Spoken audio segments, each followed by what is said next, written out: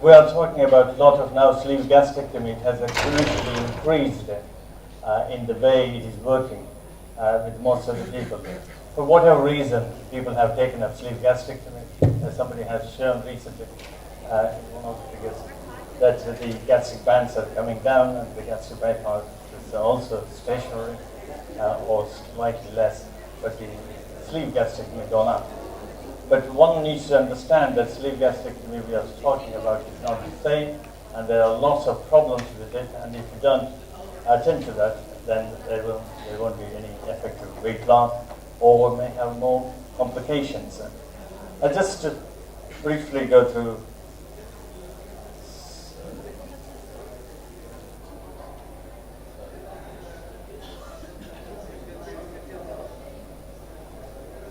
sorry. Yeah.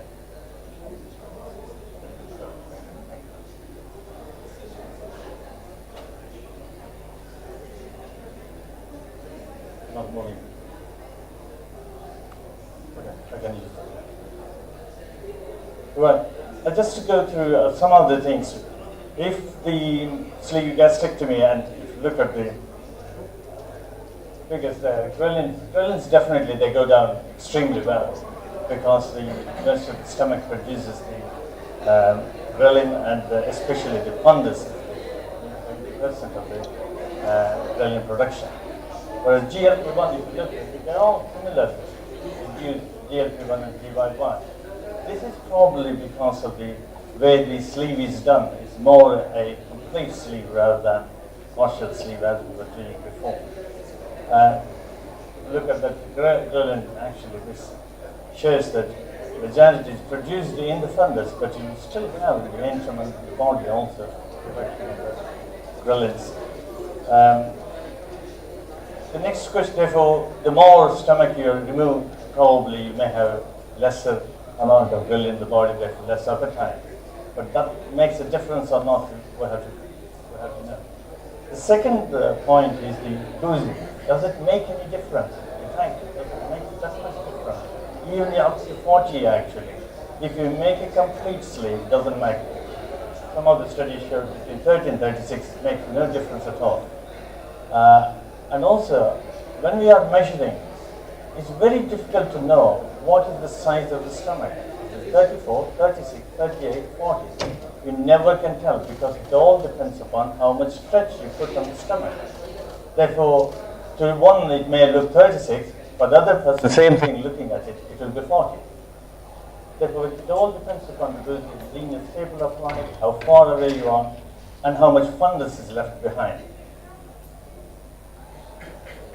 My theory is, if you leave large amount of the antrum, as we used to do for sleeve gastrectomy at the first stage of two-stage duodenal switch, this is what happens. This bit, over a period of time, as it's filling up, it's put the pressure, therefore the antrum starts stretching. Along with that, this whole thing starts stretching, and therefore you will have a bigger stomach and therefore able to eat more. And in fact, that's how that is devised, so that the next part of the operation is the duodenal switch, which is a very malabsorptive procedure, and it has to be like that so that they can eat better. Like versus Gabinada's operation, they have to eat a lot of food, and that's why he made a bigger stomach. He can eat well, and he has shown very well before that 50 centimeters is the crucial for the malabsorption, otherwise it doesn't work. But the important thing is they need to eat a lot, and that's good also for the patient, that they eat well, and they're psychologically good. But that's what happens in the duodenal switch also, that starts stretching with time, and therefore they're able to eat more. If you don't do the operation between 1 and 2 years, the 30% or 40% weight loss which they have lost, they will put it back again. Therefore, many patients of ours, when they are waiting for 2.5 years, because of the funding in the NHS, they start putting on almost the same weight. That's the cause of it. But are we speaking the same sleeve, everybody? And this is the uniformity of the sleeve nobody has actually made. Results seem to be reasonably good from all them. At 4 years, 56.3 to 66% of 60% average weight. That's okay, reasonable. I think that's as good as the gastric bypass. And another one shows that it's not that much because the BMI is almost 40 and then come down to 27, something like that. It's okay, reasonable sort of thing.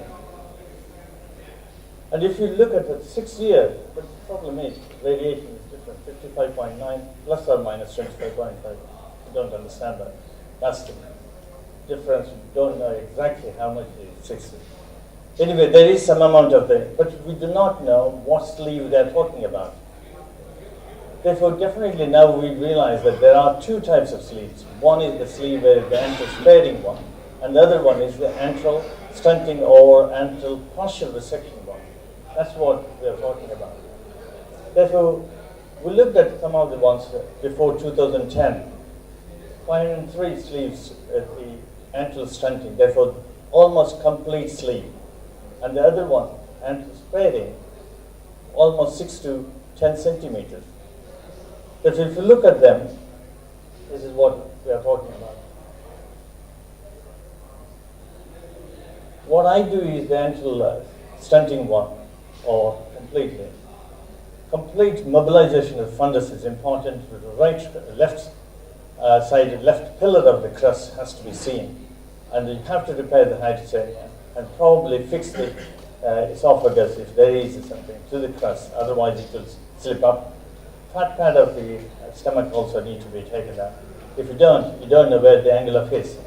And the adhesions at the back of the stomach completely taken out so that you are actually taking the stomach very well and uniformly. If you have to have the band removal and then excise the capsule, that's very important. Otherwise, the stomach starts stretching. The division of the stomach starts at about 2 centimeters, in fact, from the duodenum, duodenal-gastric junction. That's where we are. That means only 2 centimeters or 3 centimeters of the actual pyloric muscle we are leaving it. The smooth and uniform tube, this is important. You have to have a uniform tube of stomach. At the most, you can have a bit wider one at the incisura angularis.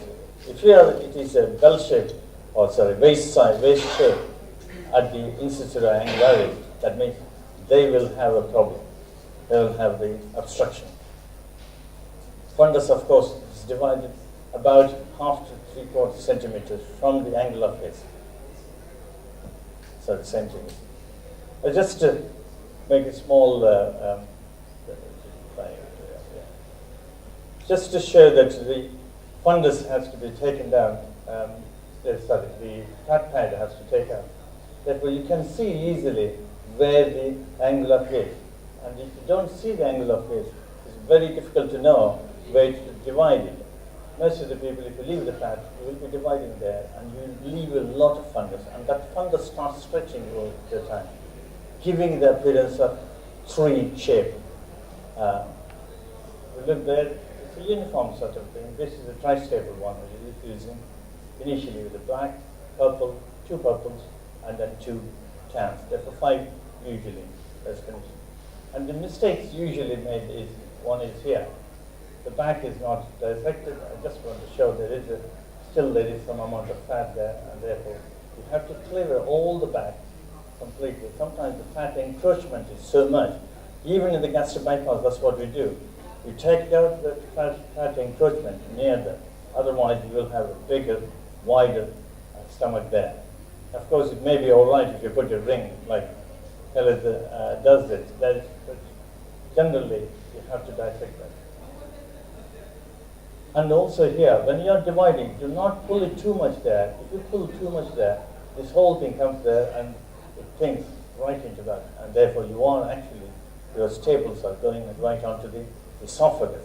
And then bring this momentum right onto that, very near to that, and leave it. See, if you see a serosal tear, put sutures there. But through and through sutures, a bit further away from the staple line. If you go closer to the staple line, you make actually cut through the staples actually.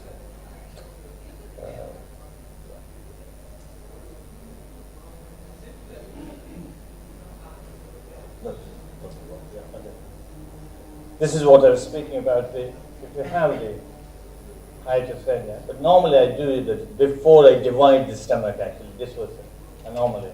Normally I don't do that.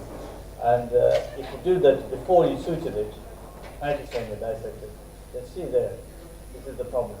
You have to stitch somewhere there. So that the stomach, the tube of stomach doesn't right into the chest. See, this is a patient who had actually sleeve gastrectomy done elsewhere. See the amount of stomach antrum is there. How much, what I have been saying before, the antrum has stretched massively. And that's what happens.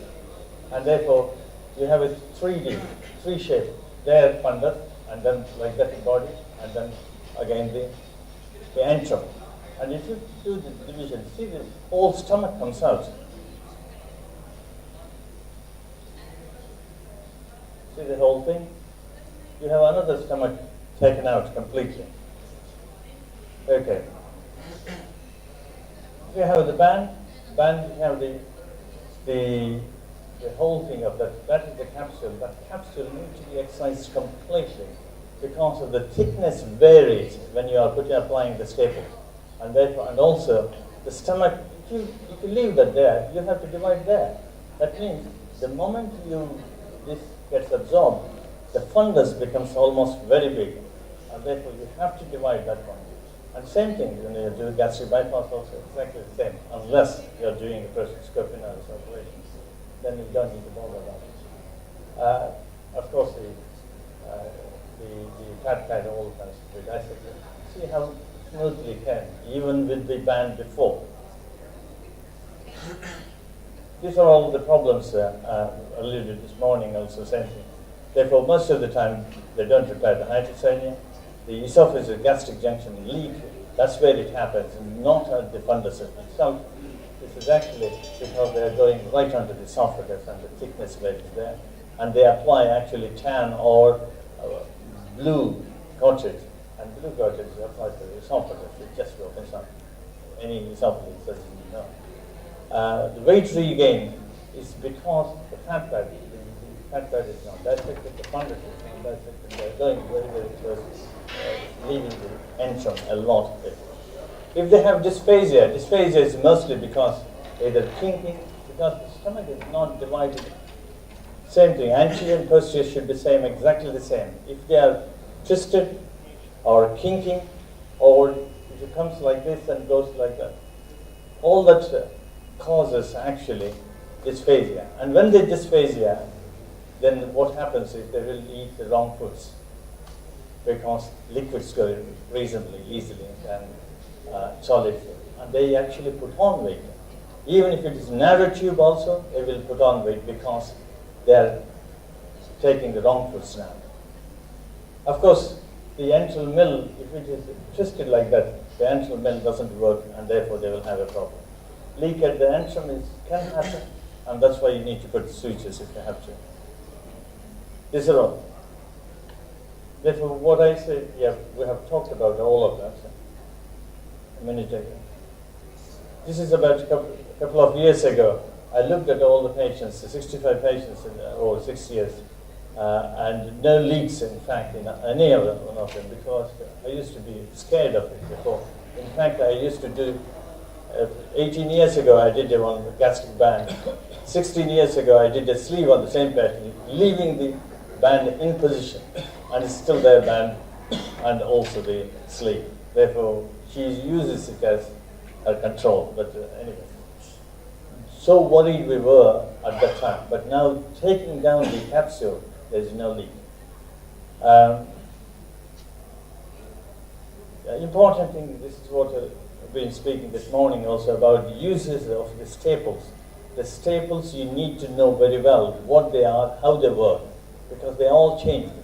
The Covidian or Medtronics work differently to the Ethicon or Echelon Flex works. Echelon Flex, you have to use it and keep it there for a longer period, and then you divide it. Maybe 1 minute or 2 minutes in the antrum, and then less as you go up. Whereas the Covidian one, as you are firing, it contracts, it crushes the tissue, and therefore Leave only a few seconds and then again fire. Slow, slow, which is important. You should not fire the gun very fast. That is one of the dangers with these staplers. And they make them bleed also. If you see the earlier operation, hardly any bleeding. I don't use the reinforcement. In more than 1850, I haven't used the reinforcement at all, except occasional suturing.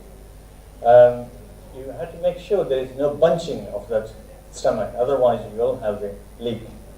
And always use it when you have like that, it is in the crush, you use the stapler.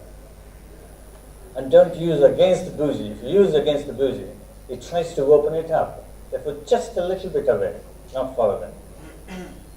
Dysphagia we spoke about, and the important thing is you have to teach them how to eat. Eat slowly, chew well, stop eating the moment you feel full. You tell them slowly, it will improve, and that's why some of the patients you may need to follow them very, very closely, and then explaining to them, then they're all right. Of course, technical problems are there, then you can't help much, and therefore you have to convert it to gastric bypass. Why they put on weight, we already talked about. Why? Because there is some wrong foods, and therefore you have to select the patients very well. Listen, if you think the patient cannot cope with the restriction created by the sleep, do bypass. Bypass is a very good operation.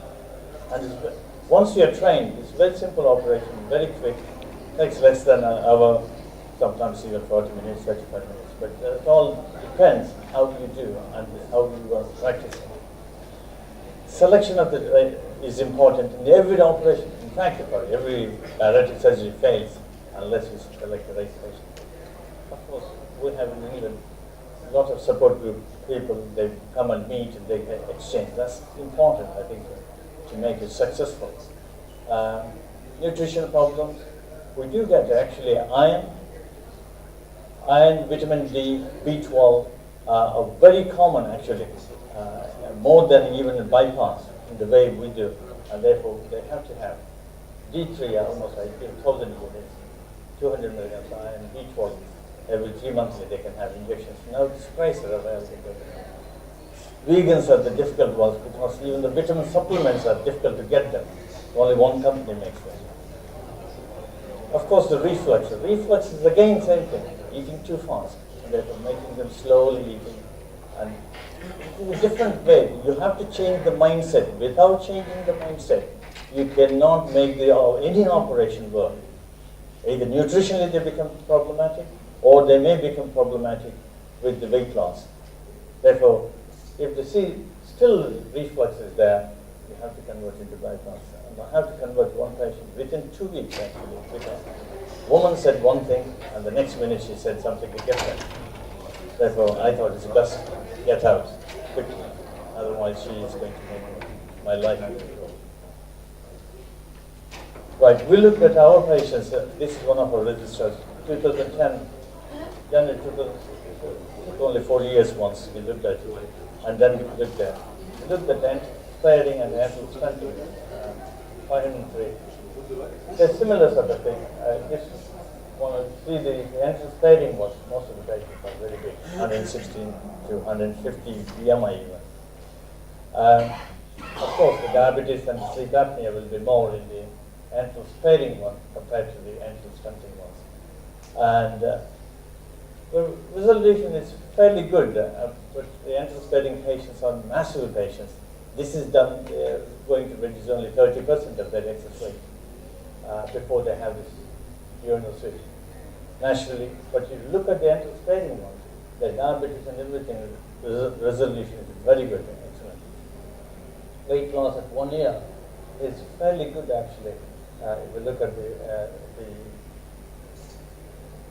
this is the ankle sparing one.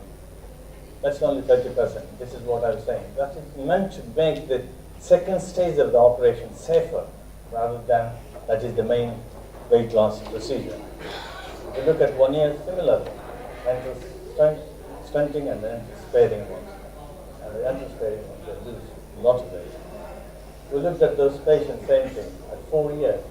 Almost 81% actually. That's because we follow them up very thoroughly. Follow-up is extremely good on almost all operations, and the sleeve is more important actually. The same thing, sorry. We had, of course, we had one death. That patient had actually unfortunate. He could not come back. Went home. She was all right. Very next day, pain. Went somewhere else. By the time she came, it's about 1 week or so. That's why, if the pain is there, only one thing. Pain means equates to leak. Leak within 24 hours it happens. I haven't seen any patient without more than 24 hours. Straight in, no test, put the scope. 2 minutes if you can. Of course, the CRP goes up very high, between 250 and above. That's usually means leak. 150 to 250, we did a study actually. 150 to 250 varies, but 250 and above, almost invariable they have a leak. Therefore, that was unfortunate. Anticipating was there very big patients. This woman was about 85 BMI, but she was on a bypass dependent during day also, 24 hours. It actually leaked not on the first day, second day, because it burst. And we did the operation, but she could not come out of the ventilator, unfortunately. But it's so dependent. But otherwise, the last 550, we didn't have a single leak actually. This is what, this is in May, one of my registrants looked at it and that's the thing. Of course, any operation, if it's done well, you need to know the right indication, you need to do that. You have to prevent the reflux and leak. That's important to achieve the maintenance, weight loss, and to improve the comorbidity. Should we improve them beforehand? It's difficult. You can optimize to an extent before the surgery, but you can't do some of them. Like the bypass patient about more than 10 years ago, where a patient could not be weaned off a ventilator. Unfortunately, because she was also bypass dependent. There's no leak, nothing, but still. You can't make them better, some of them, and they're actually walking bombs actually, to prevent bleeding. Most of the patients who have to prevent bleeding, what I do is that they have to have a cough pumps the same day. Mr. Kavaza is not here now. What I do is, in 3,000 patients of my patients, I had one PE in that patient who had persistent PEs before, even before the operation. I gave the Clexane also, but still had PE. The second patient had a sleeve actually. She's not that big. She's only about 48 BMI. And I gave 2 weeks Clexane. Normally I give 1 to 2 weeks Clexane normally, post-operatively. Stopped. Third week she came with DVT and PE. Therefore, but generally extremely rare. And all the patients, if they have ESC, factor 5, any labile factor, any of those ones, any of those factors that are there, immediately we give them for 4 weeks with Clexane post-operative. That's very important. This is, we spoke about it. Resect the antrum and also the fundus. Otherwise, you will have a tree shape the stomach, and therefore they will put on weight. You need to get a uniform sleeve so that you will get a better result, in the sense they don't get any of the vomiting or dysphagia or reflux. Of course, I try to give the low molecular heparin, nowadays the world anticoagulants, 24 after, and since then I didn't have any leak, any bleeding for over 5 years. Then suddenly one lady comes from Middle East, actually, young woman, and she had a bleed. I had to give 3 units of blood only about 3 weeks ago. Thank you very much.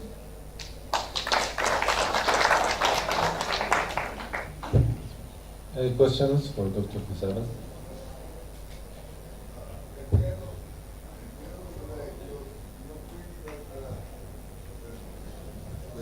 This sleeve gastrectomy is a gastric restrictive procedure.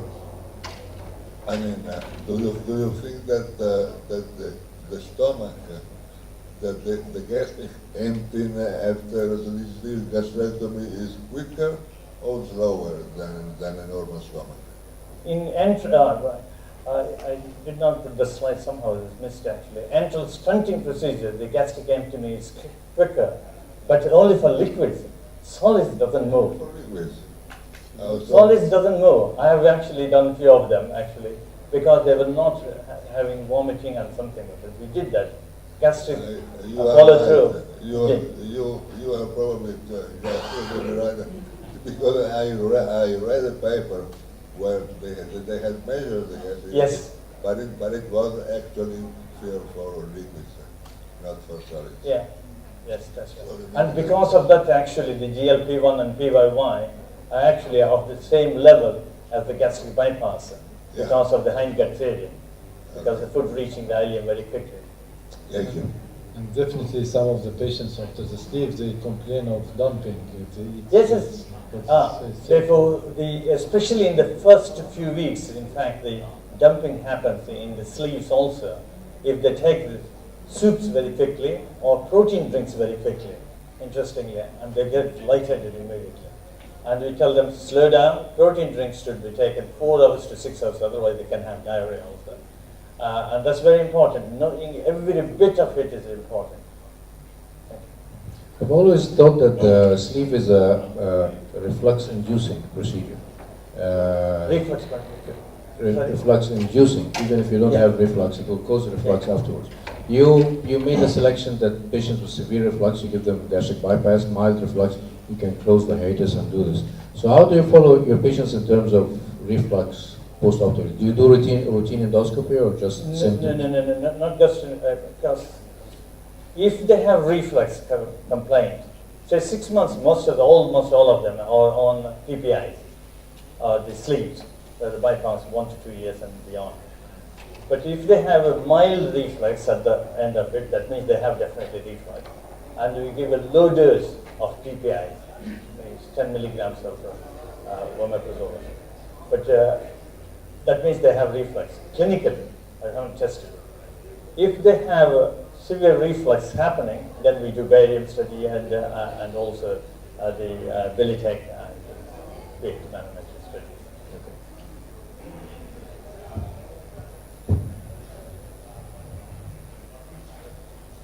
The 3 I have to convert into bypass, and now I'm not that foolish to say, right, every one of them I will do a sleeve. No, I'm very clear, and I tell them, even if your BMI is 32, I don't care. I'll do only bypass, not sleeve. Thank you, has to know that. For the presentation, I want to stress on the point that sleep experts always stress on keeping a few millimeters more than 1 centimeter away from the esophagus while doing the last firing. You say that you have to come very close to the esophagus, just only ½ centimeter. From the yes, I am talking about the yes, okay. And you said you have to stretch the fundus. Should not stretch it. Should not stretch. See, what happens is the fundus, they hold it, they stretch it, and then they fire it. When they do that, you're almost onto the esophagus. I don't do that. I just relax it and then fire it. Do you think ½ centimeter is... ½ centimeter, it looks, it is almost same as whatever you are saying, 1 to 2 centimeters for other people. The reason is I don't put stretch. When you put stretch, you have to put 2 centimeters maybe. Yeah. But having said that, Gagne says completely different. Michel Gagne says he goes onto the esophagus, and because of that, he says that now there is a reflex prevention. I don't know. Only Michel has to say. I can't say anything on it. Are you using any batteries material or? Sorry? Do you any batteries material or? No. Never used batteries material. Before 1 in 5, I used to close these, put the sutures through and through, not inverting, of the antrum. Now I don't hardly ever use, especially with the tri-stapler, it comes.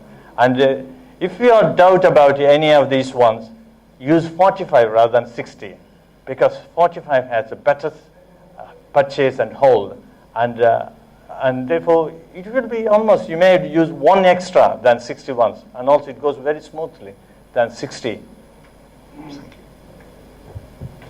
Thank you, Dr. Kesava. Thank you very much.